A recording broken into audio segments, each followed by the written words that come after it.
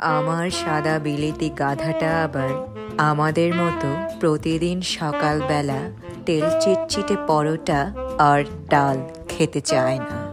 তাই মাঝে মধ্যে অন্য কিছুর ব্যবস্থা রাখতেই হয়। আর আপনারা তো জানেনই, আমার হলেও হতে পারত কোরিয়ান শাশুড়ির কাছ থেকে চুরি করা রেসিপির বইটা তো এখন আমার কবজায়। আমার গর্ধবটা আবার কলা গাছ কখনো দেখেনি। ও বলেছে, এই বরফের দেশে যে কলা পাওয়া যায় সেটিই তো অনেক। ওর এই কথা মনে পড়েই সকাল সকাল আবার আমার মেজাজটা বিগড়ে গেল। সে যাই হোক, গর্ধবটা আবার গতকাল রাতে আমার মাথায় তেল দিয়ে দিয়েছে।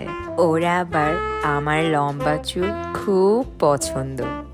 যাকগে ওসব কথা, যাই আমার গাধাটাকে ঘুম থেকে উঠাই।